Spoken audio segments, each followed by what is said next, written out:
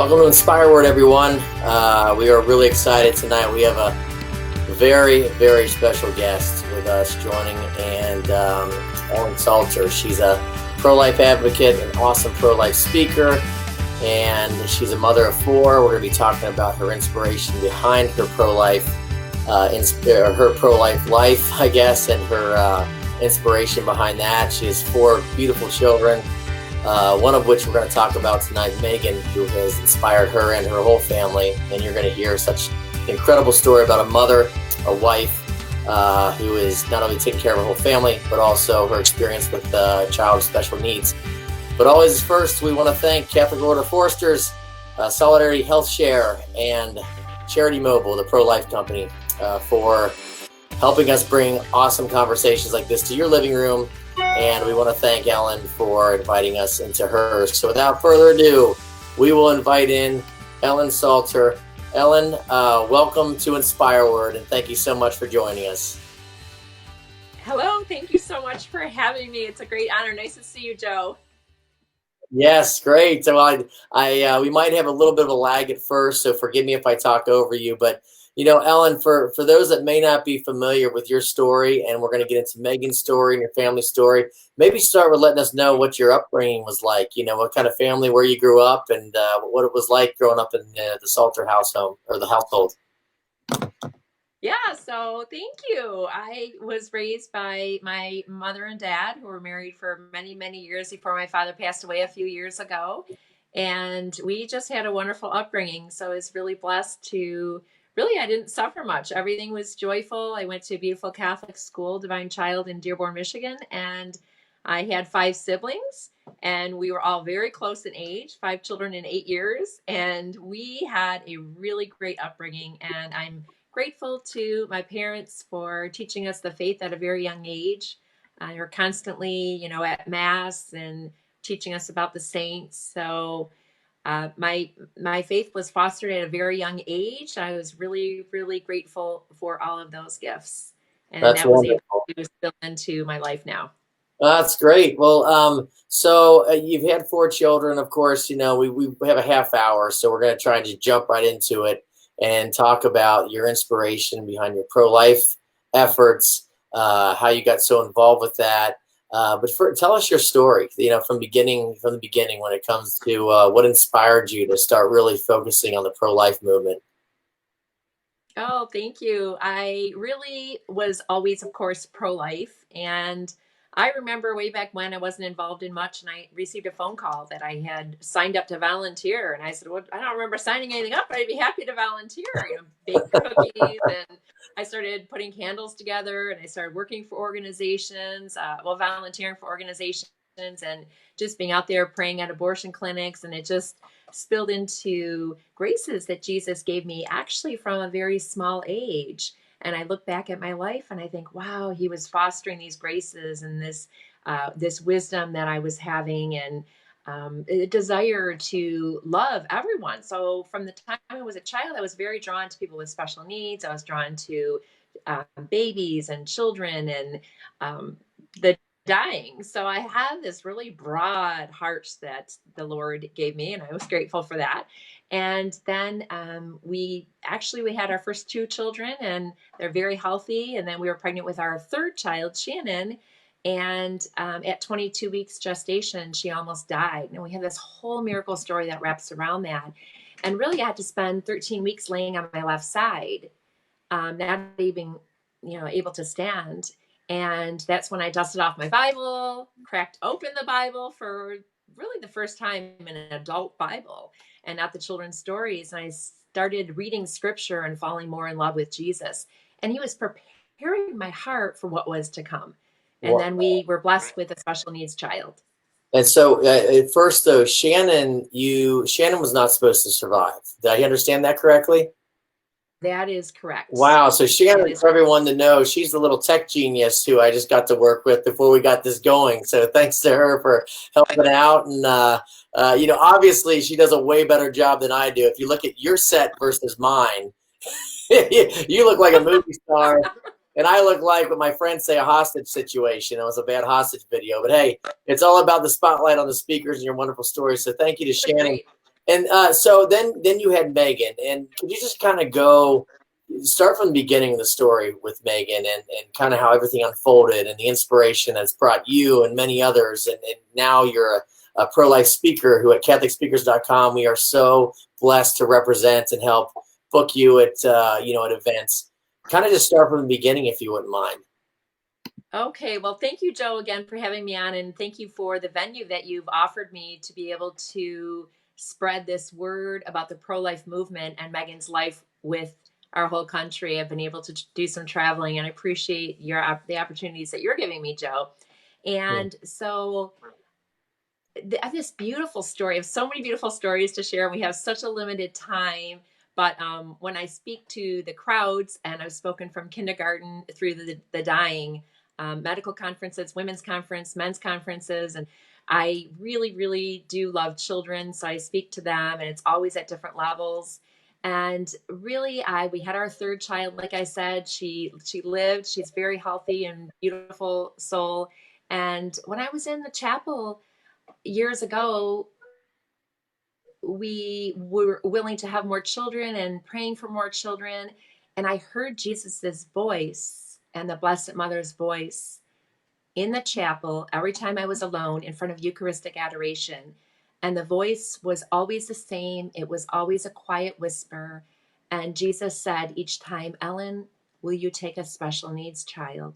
And then right after that, I heard Our Lady ask me in the same soft voice, "Ellen, will you take a special needs child?" That's all they asked. They asked the same thing for 2 years. It was the Wow. same voice. It was the same just pure just asking my heart. And I felt very called to say yes immediately. And I had this overwhelming joy, like, thank you for letting me hear your voice, number one. And secondly, of course, I would love to be the mother of a special needs child. So I didn't ask any questions. And I don't believe Blessed Mary asked questions. And I Right. don't believe she was shown her crucified son. She was just asked, in her obedient heart said yes to be the mother of Jesus. And I felt great obedience. And I'm an obedient type of person to Jesus. So it was no surprise that I said yes. And then Meghan was born a few years later, perfectly healthy. And then her body started to deteriorate in the sense that she couldn't breathe on her own. So our little 17-year-old now was not supposed to live really past a few months old. And she was survival flighted to the hospital because her airway would collapse. So this precious little girl that was born healthy began to not move her body, her legs, her arms, and it hit her airway. Wow. And she's unable to speak, eat, breathe, or move on her own. But she's saving souls for Jesus Christ. And that's my story to share with the world. That's great. Can you kind of dive deeper into that saving souls for God? Kind of tell maybe some impactful stories that you believe Meghan herself has inspired. I would love to. Yeah. So she's had a few people become Catholic after meeting Meghan. And remember, she doesn't speak. So we bring her out in the public. And actually, when I speak locally within a short distance, I'll bring Meghan with me so Wow. that the audience whisper prayers into her ears. So we've had people convert. We have a lot of people emailing us from around the world. They've been on EWTN. And usually every time they have me on EWTN, I have an influx of emails that come through. And we've had many miracles, honestly. We've had marriages healed. We've had relationships healed. We've had addictions be healed. And really, her redemptive suffering is what we've kind of talked about a little bit. And it's taking your cross and not swallowing in the pain and the suffering. And believe me, I was on the floor. I was in bed, curled up. I had a priest call my husband and say, "Ellen's sitting up eating right." And he said, "No, she's not." I mean, I was so desperate. And so I know what it's like to be desperate. I know what it's like to be lonely and afraid and, shaking in fear that your child's going to die, or your loved one. And to think that now I'm speaking out to the world. Again, we've had a few conversions. didn't think ahead of time about this story, but there was actually someone that committed suicide, and the mother came to me because she had gotten in prayer that Meghan had interceded for her soul to heaven, for the son's soul to heaven.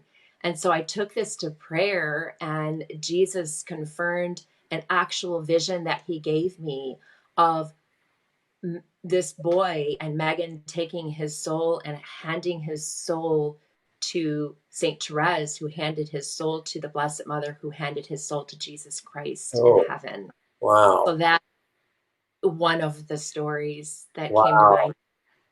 Wow, that is very inspirational and impactful, And if you're just joining us, we're with Ellen Psalter. Ellen is an incredible mother, wife, pro-life advocate. She's a pro-life speaker, again, who we have the opportunity to represent. So please contact CatholicSpeakers.com if you'd like to bring Ellen to your parish or any event that you're doing to spread her amazing message about Meghan, her daughter, and also her entire family, and how her pro-life efforts have grown over the years because of her family and Meghan.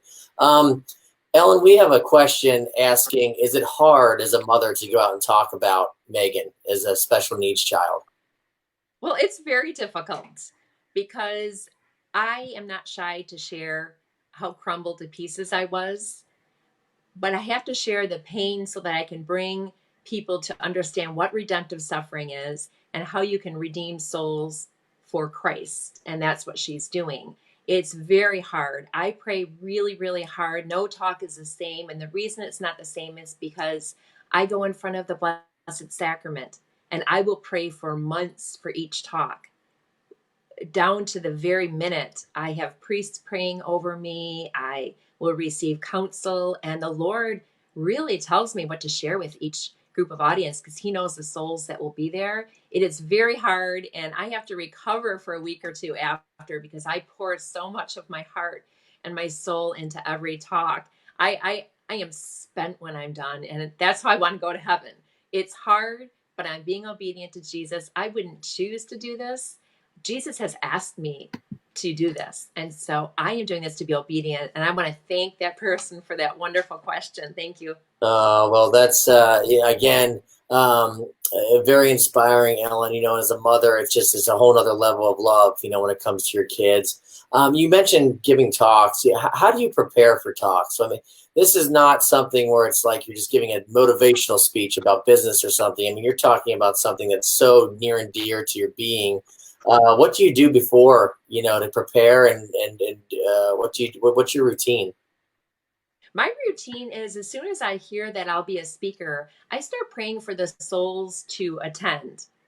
And I've had so many people say, I really wasn't supposed to be here, but gosh, God brought me here. And speaking to CEOs that are in their seats crying because I'm going to share some pain. Mhm. And so in order for me to do that, I really need to go to confession before. I need to be a pure at heart, is the best that I can be as a human being.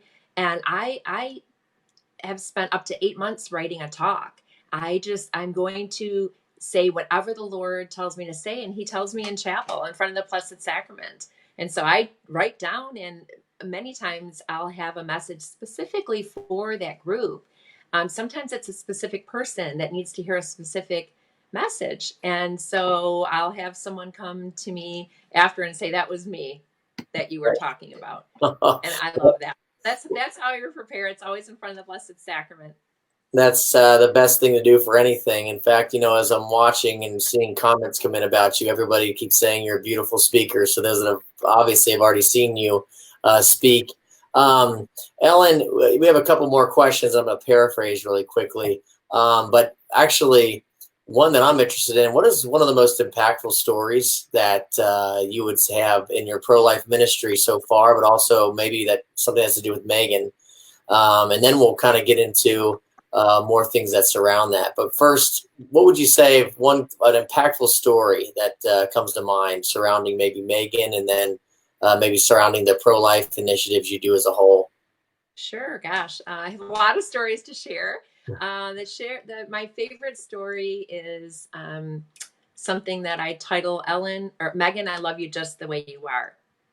And we had packed Meghan up for a mass that was local to the Detroit area at the Shrine of Little Flower, now Basilica. And they were having a healing mass. And we hadn't brought Meghan to a healing mass, and she was very physically fragile.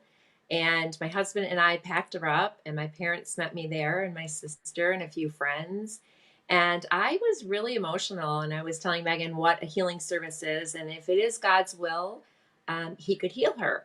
And I had prayed to Jesus if I could, if she could hold my finger, if I would hear Mama for the very first time, if she could step out of her wheelchair. And I was really building up this grand event, but yet I was still okay if Jesus didn't want to heal her. It was his will, but my heart really was yearning for a healing. And I brought her there, and she is well known around the world, and especially through the Archdiocese of Detroit.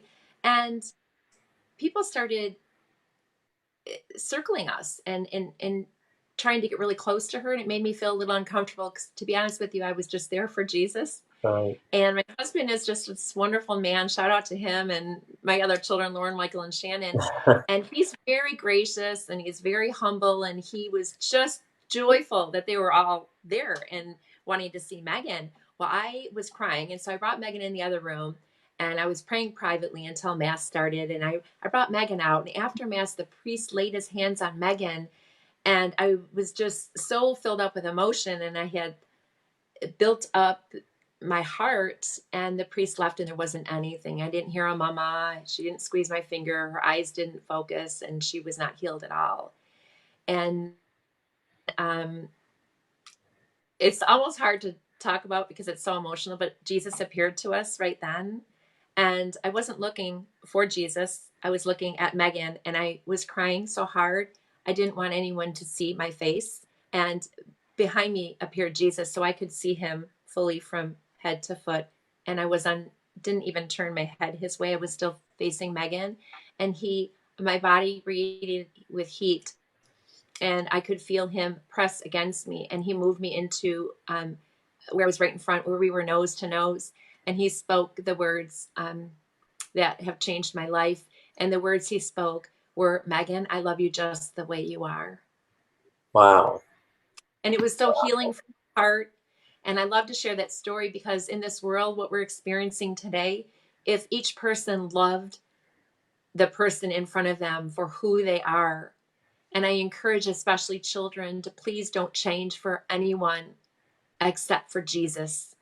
Change if it's bringing you onto the path to eternity, but don't change for the world. Don't be of the world. Be in the world, but not of the world.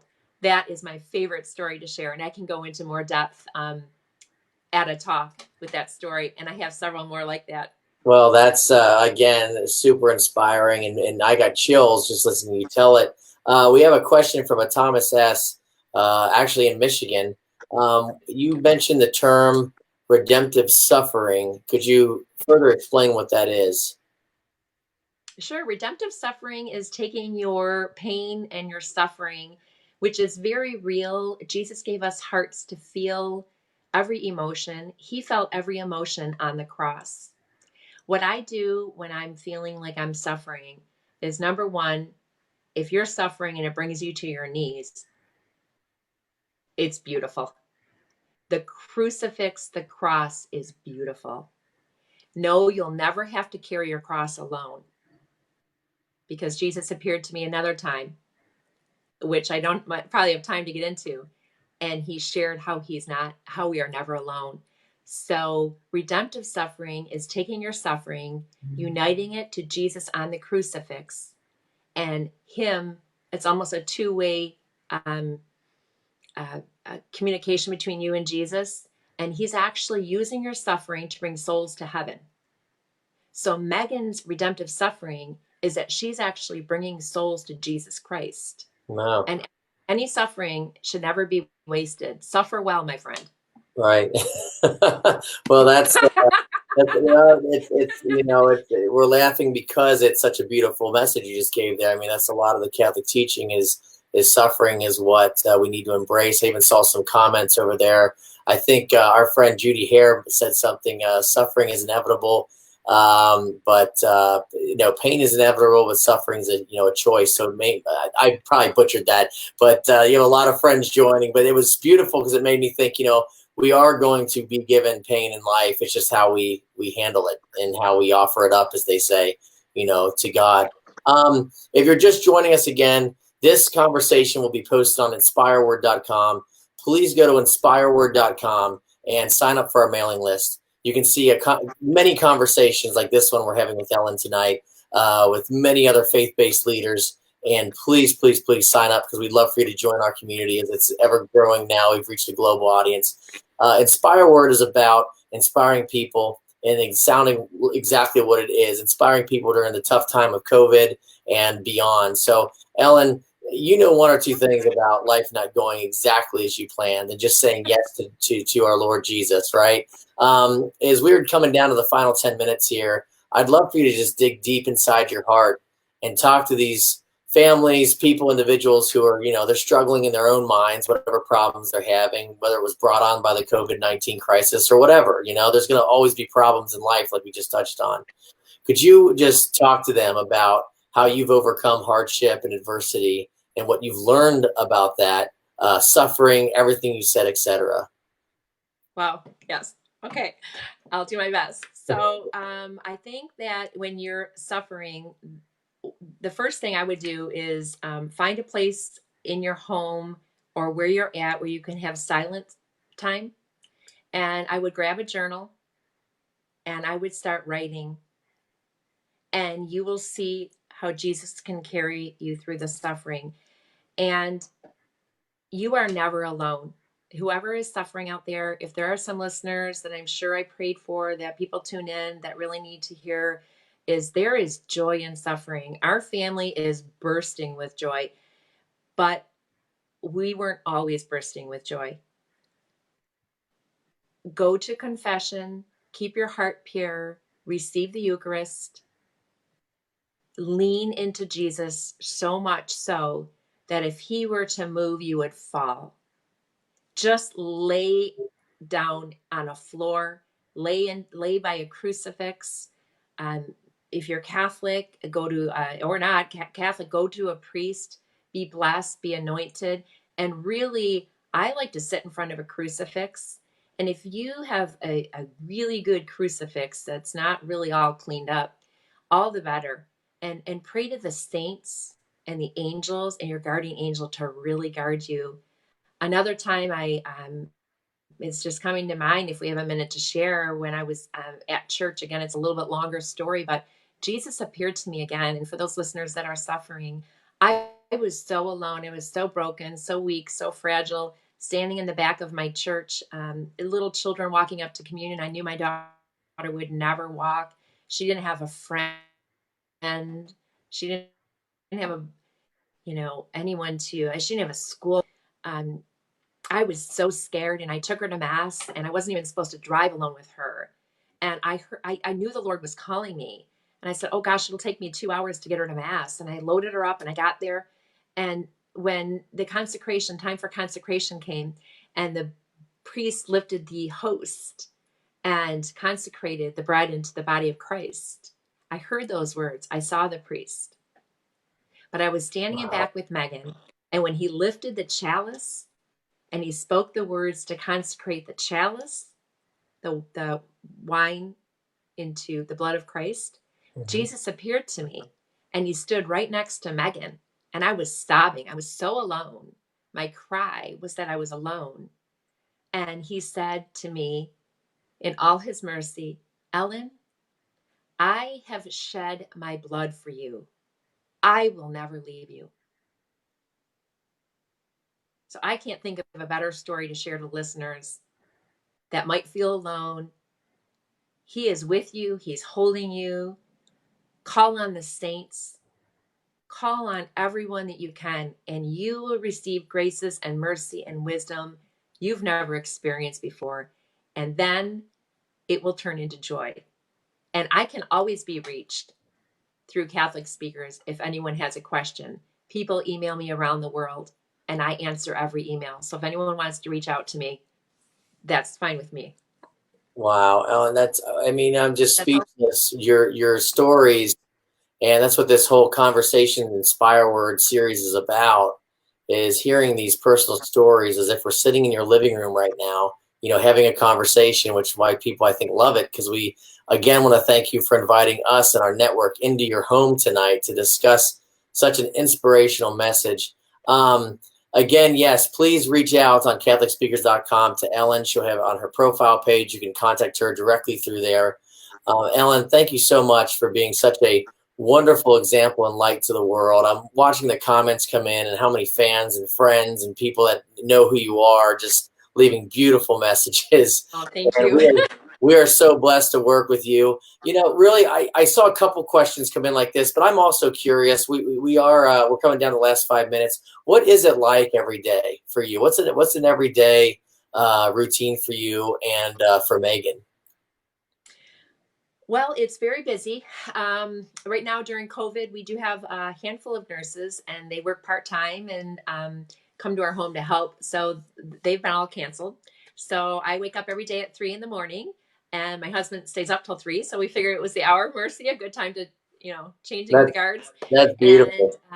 the day is filled with a lot of love and a lot of fun but changing her diaper, giving her breathing treatments, lots of medications throughout the day, changing her, turning her, loving her, doing her nails, doing her hair, packing her up takes a long time, but we do it every day. We bring her outside on a walk. We take her out to gardens. We take her out to see horses. The day is very, very busy. We have to make sure her lungs are cleared. So we're doing things to clear her airway throughout the day. Where she has a feeding tube, so she has all of her formula made. We sanitize everything every day for 17 years, so we keep everything really clean and brush her hair and bathe her. It takes a full day, and then the next day you start over, but packed with love. She's so smiley. Maybe next time we get on, I'll speak downstairs and we can show you Meghan. She would love to Oh, be on. that would But be a treat. So we would love that. And I want to share something really quick with everybody watching. Ellen, not that you care, but when it comes to reaching people with the message of God, I just want to share this because we have different ways of looking at how many folks are watching from the different platforms that this is going to be, simulcast to. And the numbers that I'm watching you actually might be one of our larger audiences we've ever had right now. oh, And the only reason I bring that praise up, Jesus. All for Jesus. and the only reason I bring that up is we've had, respectfully, very big names in the faith-based world. And your numbers, I don't know what you did today or how hard you prayed, but this is really exciting to think, a loving mother with such a gorgeous message and you're just wanting to do good to the world can affect so many people. And I'm watching the comments, it's just right. It's just really inspiring to me. So I just wanted to say that because people can't see what I'm seeing, but it's pretty awesome. Oh, So that's great. Well, praise Jesus for that. I did pray, and I love souls. So do you have it's a it's favorite? it's such. Do you have a I'm sorry. favorite go-to prayer? Do you have a go-to prayer that you'd like to, any kind of favorite that you'd share with us? Yeah, my the rosary. The rosary is my favorite prayer, and I'll be honest with you. A lot of the prayers, I am just a heart to heart person. A hugger. I'm a lover. I use my own words mainly, besides the rosary. But I love Saint Therese, and so I pray to her, and I actually pray nonstop novenas. I have a friend, and we kind of keep each other in check, and so we don't let a day pass by. Oh So wow, we do novenas, and I'm constantly praying like all day. So we just pray nonstop. that's But that's awesome. the rosary. There's two things I'm taking away from this conversation tonight, and I'm sure people take a lot away. But one is your line, "Lean on Jesus as hard as you can, to where if you move, you fall." I think that's just gorgeous. I've never really heard it that way before. And then number two is what you just talked about with the rosary and having a novena partner to keep you accountable, to where you both help each other pray every day. Ellen, you are such an inspiration. As I saw a comment over there, you're just glowing with God's light right now. Um, and thank you so much for allowing us to come into your living room tonight and spend this personal time with you to talk about your family, your mission, your message, and your love for God. And we hope to have you on again soon. And if we can arrange it, we would love to have Meghan on with you. I would love that. I think we should plan on it. All right. Well, God bless you. Thank you so much. Please, everyone, go to inspireword.com right now and sign up. You can find this conversation and share it with all your friends and family that were not able to attend live tonight. Ellen, the ticker is still going up. people going. I honestly, I shouldn't even be saying this, but it's actually shockingly awesome to watch this. So God bless everyone for tuning in. Please go to inspireWord, sign up, send Ellen a message through CatholicSpeakers.com. Thank you again, Ellen. God bless you so much, and we'll talk to you again soon. Thank you, Joe. God bless you. God bless everyone.